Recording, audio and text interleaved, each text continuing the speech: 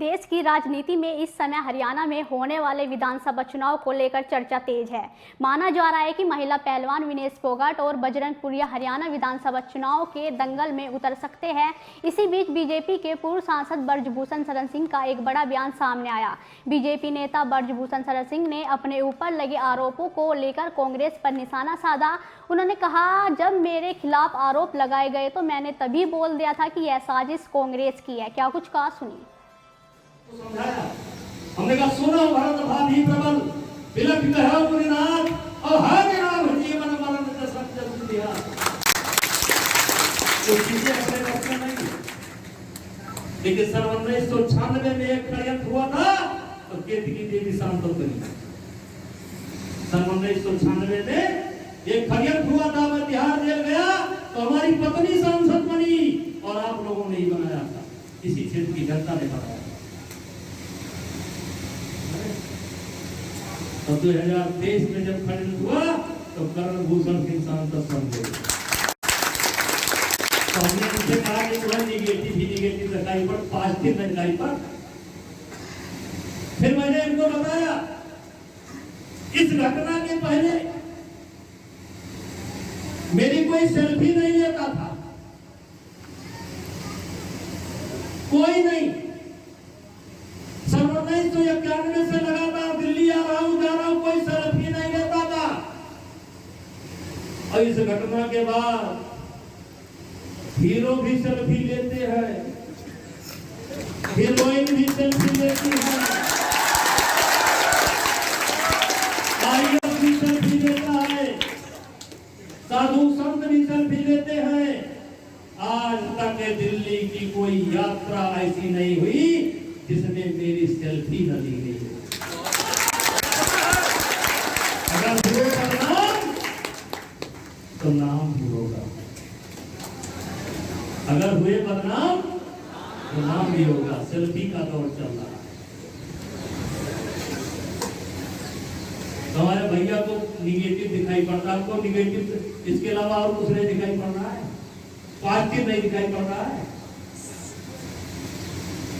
ज्यादा ना बोलो, मीडिया वाले तुरंत हरियाणा पहुंच जाएंगे।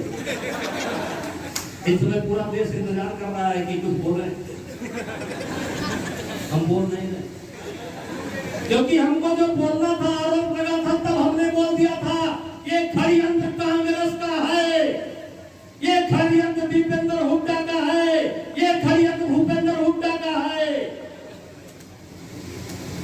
मैंने बोल दिया था। आज देश बोल रहा है, अब हमको बोलने की क्या जरूरत है, अब तो देश बोल रहा है।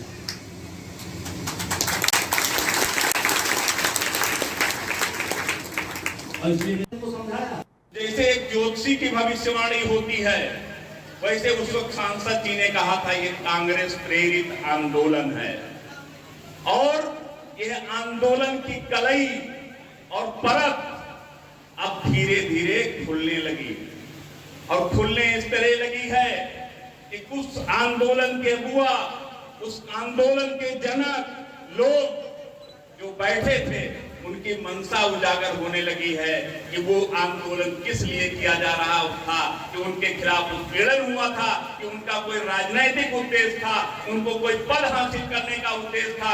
उनका मकसद आज उजागर हो गया है और आपका इन गौरवशाली नेता आज फिर पाक साहब समाज की निगाह में वैसे ही तब भी था, आज भी है, ऐसे कल भी रहेगा।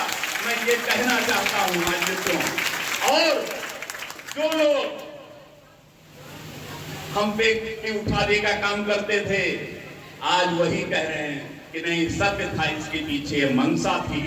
आज वो टिकट मांग रहे हैं, कांग्रेस के दरवाजे दरवाजे पर भटक रहे हैं।